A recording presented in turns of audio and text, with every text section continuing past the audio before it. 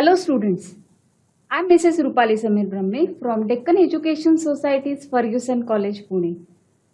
I am working as an information technology teacher since 2004 in Ferguson Junior College. In this subject, we are going to learn server-side scripting programming last session today. In this session, we will learn arrays and we will also learn what is session and what is cookies. Students, for information technology subject, you have online examination theory final for HSC board exam. So for this examination preparation, you will have to prepare for MCQs as well as for subjective type of questions and programming questions. So in this today's session, we will also learn how the questions will be asked on objective type. Let us begin with a presentation for it. We will see PHP array. An array is a special variable which can hold more than one value at a time. Students, do remember that array stores number of values having same name. Values must be same. So here an array stores multiple values in a single variable which has same data type. So this array word can be asked for fill in the blanks in your online examination.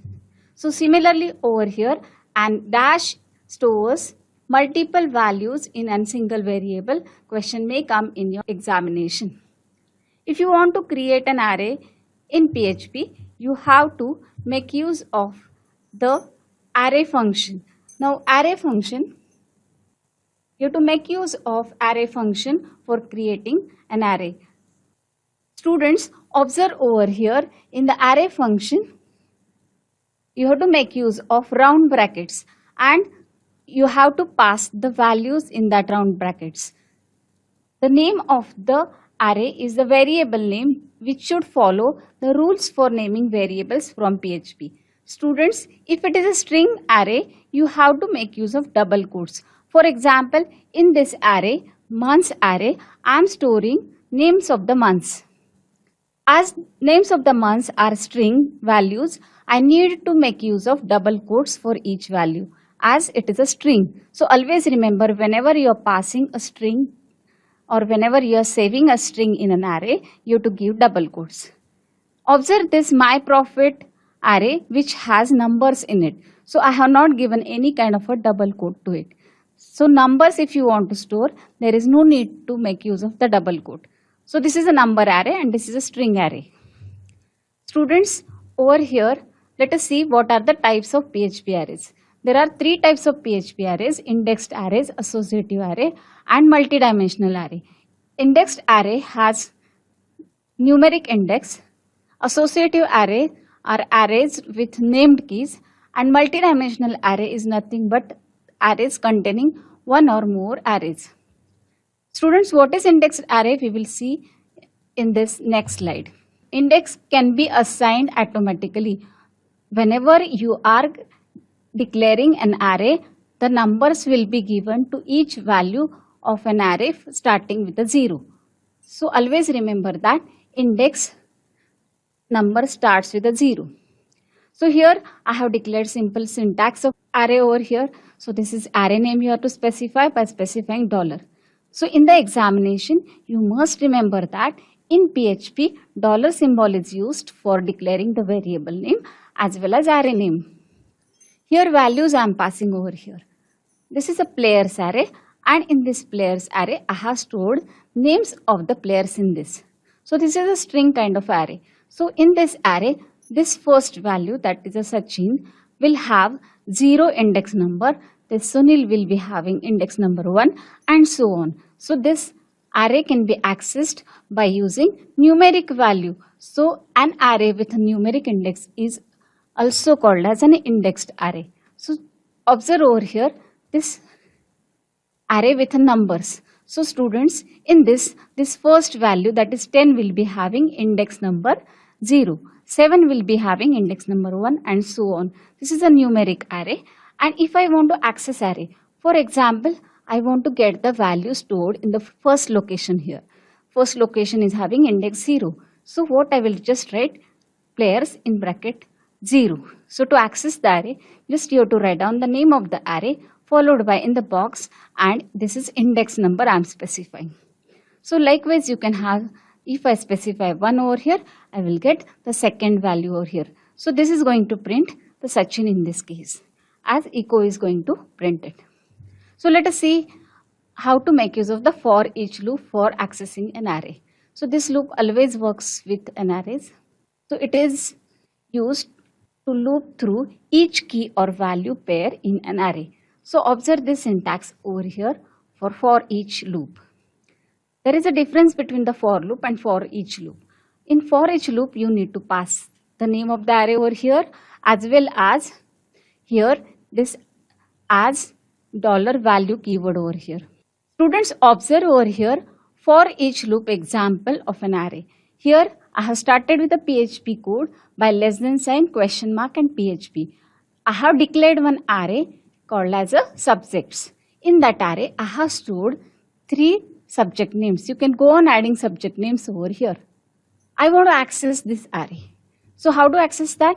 For each, you have to write down the name of the array over here as value. It is going to print value over there. So it is going to access one by one. By default, it will start with 0, 1 and 2. If I type this program and get the output, see, observe the output over here. Just I have added one more statement of echo counting the number of subjects. So this count function will tell me how many subjects I have counted. So here count is giving me value 3 because I have added 3 values in the array. So this is simple program and output specified in your textbook. You may also try this by giving extension .php. So this you can type in notepad and give the file name .php extension and save it on the server. PHP functions requires input values, and such input values we called it as arguments. So what do you mean by argument? Arguments are nothing but the values given to the function for processing. We may also call as a parameter for the arguments. Information can be passed to a function used in a curly. Information can be passed to a function in round bracket like this. The arguments are specified after the function name and inside the parenthesis, means these parentheses. So over here, the number is a parameter, or it is also called as a argument. So cube is the name of the function. Student, this is a user defined function. So let us see the user defined function example using the parameter or using the argument. So here I have given the value of a variable as 5. Observe the variable name always has a dollar symbol for declaration. I have passed this value to the cube function. So this cube function will get the value 5 over here, and this will be assigned to this number variable, and followed by it will come over here. It will execute this function. I have declared the result as a global. That's why I can access the global variable outside the function as well. In last lecture, we have seen what is a global variable. The variable which can be accessed outside the function as well. So here global result I have declared, so I can access it over here as well. Now students, over here observe the result I have got by multiplying the number thrice over here. So that's why it is going to print it. So this cube is going to print the result function because the result is a global one.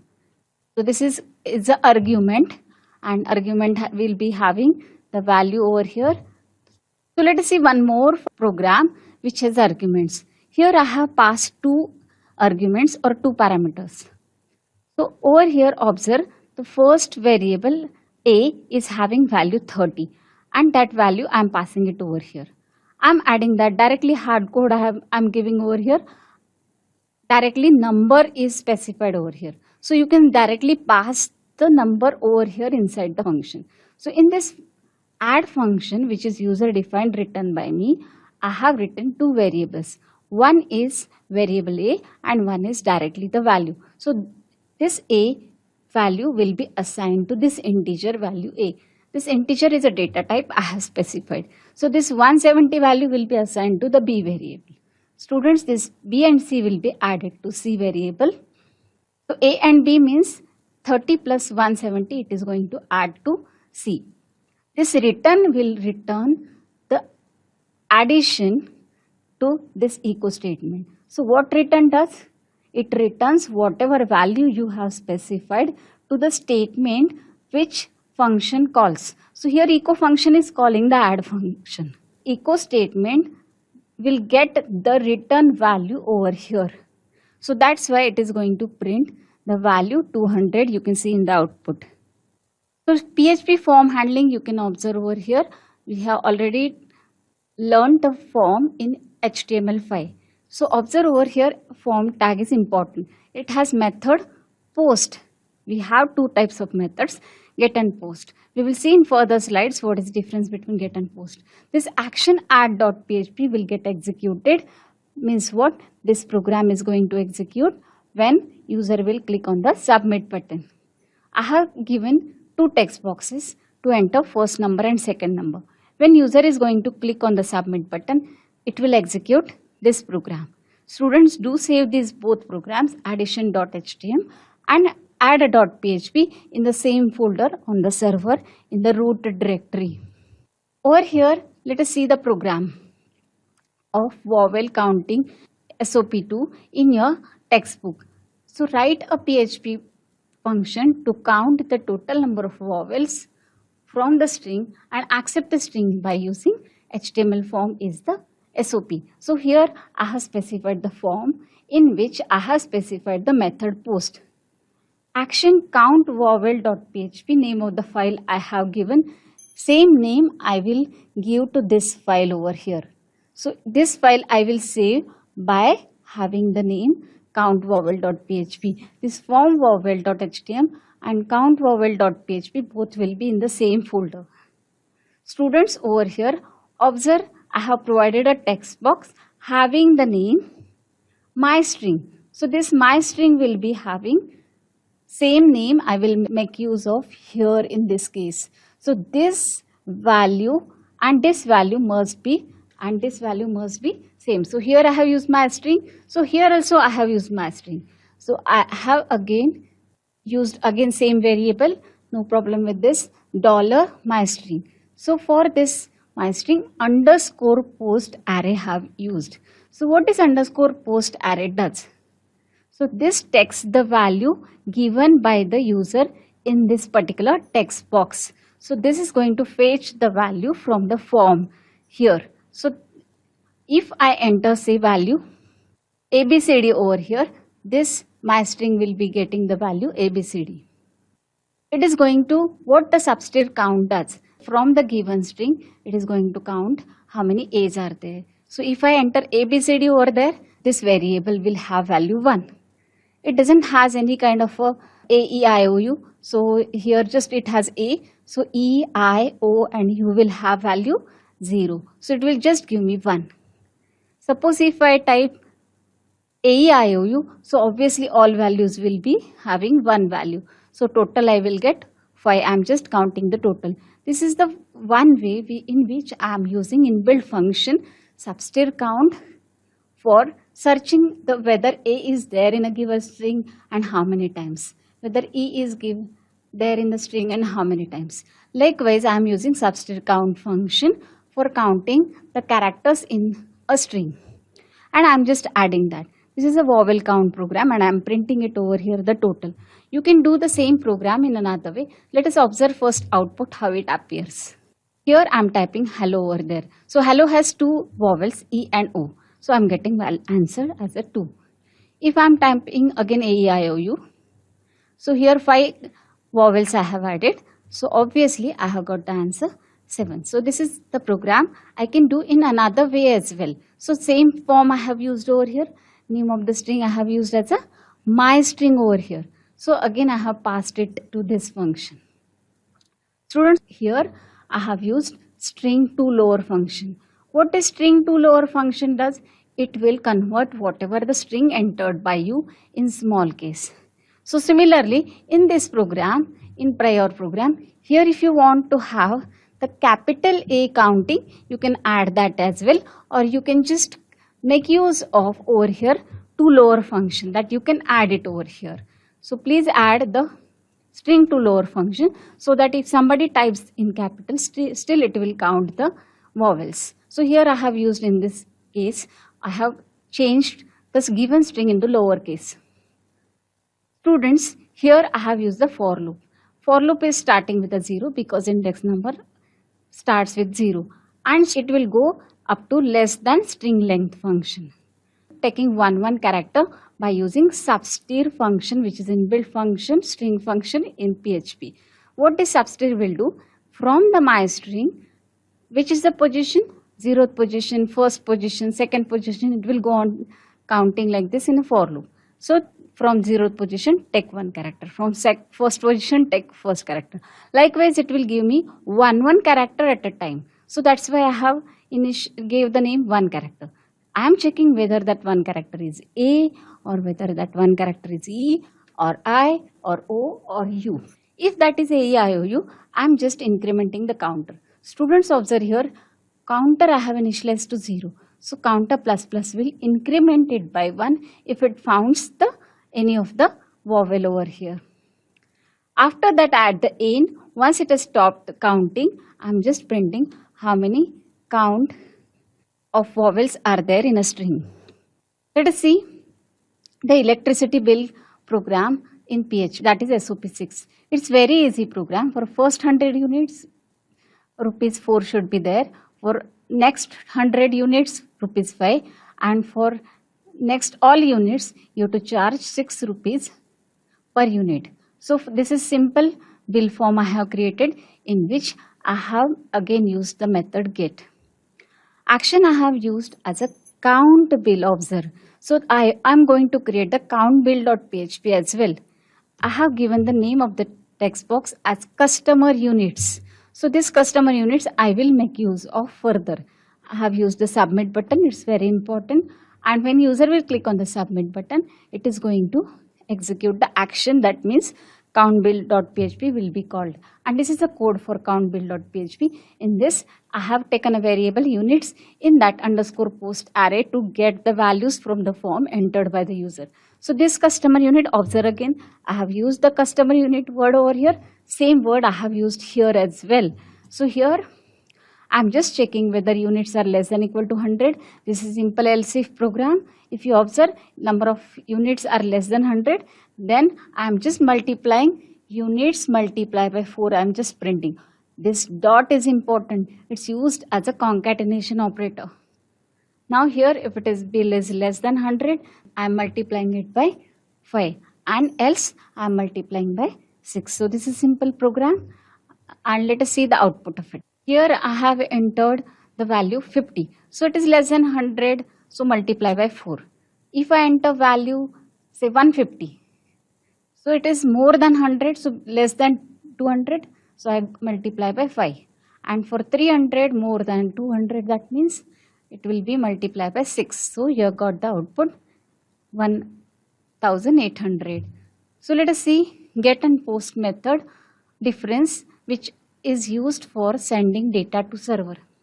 Students, the get and post method is important for your examination.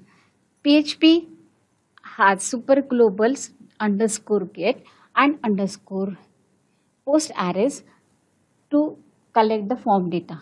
So this underscore get and underscore post, you must remember for 2 correct answers. Same result you can get by using HTTP get method. Students, get and post methods are treated as $_get and $_post super globals. That means that they can be accessible regardless of the scope. It can be accessed from any function, class, or file without having to do anything special. Underscore get is an array of variables passed via the URL parameters, whereas post is an array of variables passed via a HTTP post method. So you need to remember, if the fill in the blanks comes, dash is an array of variables passed via the URL parameters. So in that case, underscore get you should write down like this. And this is also important for the fill in the blanks. Let us see the difference between get and post. The information sent from the form with the get method is always visible to everyone. Why it's visible? Because URL you can see in the address bar of any of the browser. Information sent from the form with the post method is invisible because it is not sent via the URL. Get is also Get also has limits on the amount of the information to send, whereas post has no limits on the amount of information to send. Get may be used for sending non-sensitive data. It is getting visible in the URL, whereas the post method always supports advanced functionality such as support of multi-part binary input while uploading the files to the server. Students' variables are displayed in the URL. So it is possible to bookmark the page by getting the URL when you are using the get method. But when you are using the post method, variables are not getting displayed in the URL, so not possible to bookmark the page. Get should never be used for sending passwords or sensitive information like bank ID or your debit card, credit card, CVV number and so on other information using the get method. While post can be used for sending the confidential data to server from the user. Let us see what are the cookies. Students, cookies are the small text files that server can send to the user's computer. It is used to identify user or its machine and track activities created on the user computer. So this is important for the server to get the information at the server end. It is going to be saved on the computer of this user, not on the server. So that's why the memory of the user's computer or a client's computer is getting used for saving the cookies. When browser requests the server page, cookies are sent along with the request. PHP can be used both to create and retrieve cookies values. So if you want to access the values stored inside the cookies, you can make use of PHP coding. Cookies store visited page on the browser to optimize the search, so time will be saved in this case. So the question may come on write short note on cookies in PHP. So you must write the cookies.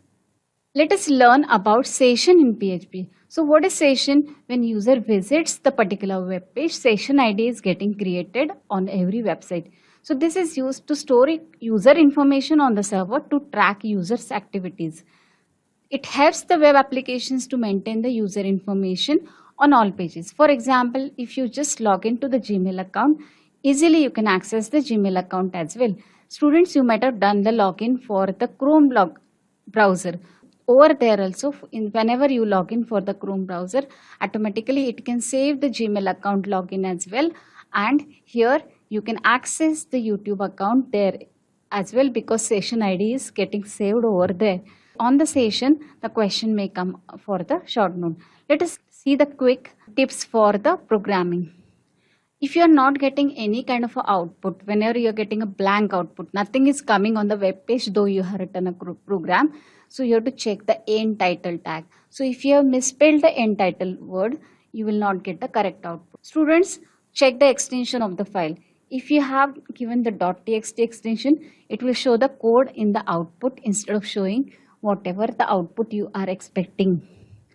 The HTML file must have extension .html or .html and external CSS should have extension .css. For PHP, the extension you must check whether it is .php or not. If you get error while executing the PHP program, check the syntax whether you are given a semicolon after each statement. Student, do remember that for loop does not have the semicolon at the end after round bracket. Even the if statement do not have the semicolon at the same line because that indicate no statement inside the if or inside the for. Check the place of dot which is used as a concatenation operator in case of PHP to concatenate string and variables. That's it for the tips of the programming. So students, we have completed the chapter today, that is server-side scripting PHP, that is hypertext preprocessor. In this we have learned arrays, we have learned cookies, session today. We have also learned how to write a program by using PHP syntax, and we have learned that dollar symbol is used for writing the variable name in PHP. We have not used dollar symbol in JavaScript. We have used plus as an operator, concatenation operator in JavaScript, whereas PHP uses a dot symbol for concatenation. Students, while writing, we must give semicolon while writing the PHP statements wherever necessary, because if and for statement do not have semicolon at the end. If you write the semicolon at the end of the if statement or for loop, over there it indicates there is no statement inside that if or inside the for loop. So you have to give the semicolon after the echo or after the addition statement or multiplication statement, whichever statements you are using. Students, we have learned by using simple for each array how to access the array elements. We have also seen indexed array, which uses numbers starting with the index 0 and how to write the code for it. So that's all about the PHP, which can be used for creating dynamic web pages.